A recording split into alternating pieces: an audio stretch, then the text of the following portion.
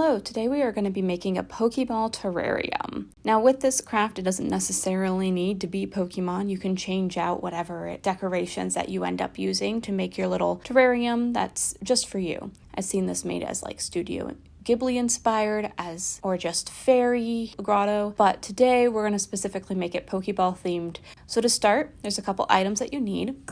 We're going to be using an ornament. These are really great because they open up and then you can seal them pretty easily as well. I'm going to be using Styrofoam today.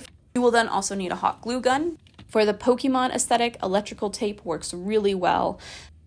A box cutter, and then you're going to need whatever decorations it is that you want.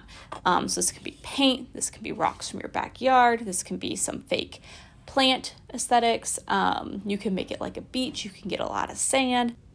To begin with, we're going to cut the styrofoam. I got a ball and I do not need a ball. We need something flat to be able to work with.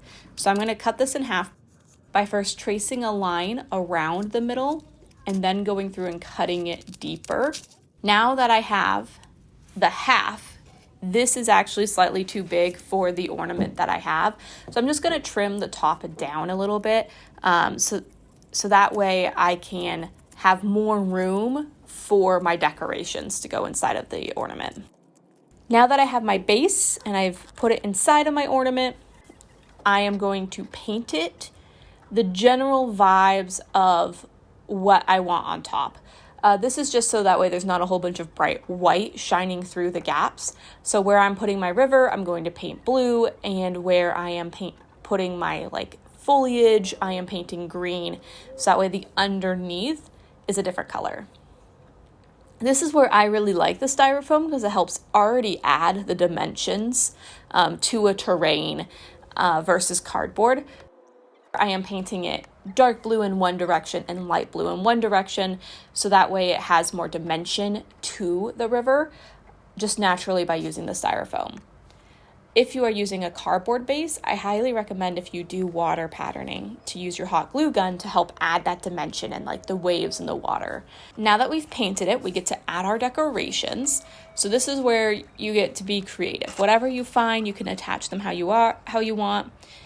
For mine, I'm going to kind of hide the start of my river with some rocks and then cover the grass area around it with some moss.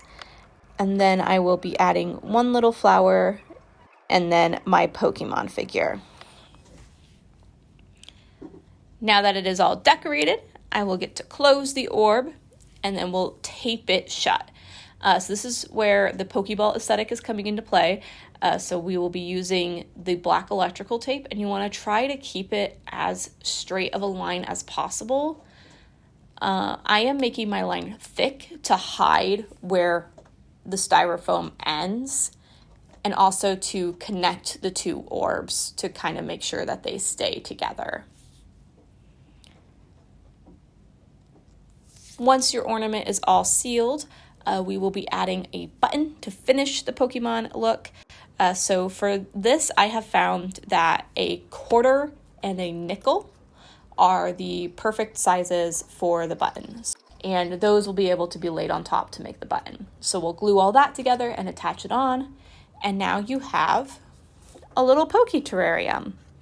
Now, depending on the weight of the decorations you use, it is most likely not going to stand up on its own. So you'll probably want to come up with some sort of base. I have found bottle caps to work really well, which you can decorate as well. Thank you guys for joining us today. I hope to see you at another library program.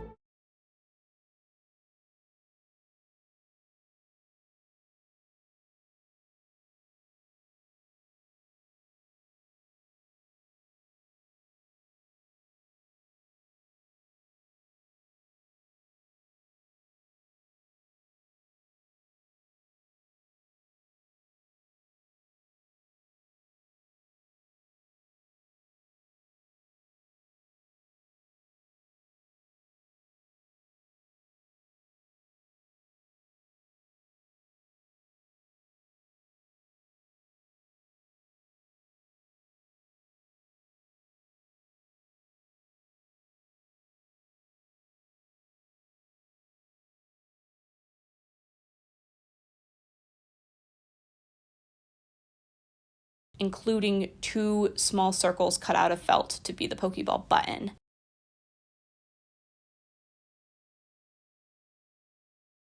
For the inside, for the base of the terrarium, but you can also find success with painting the bottom half white and then using a cardboard insert if you prefer to paint and work with cardboard versus styrofoam.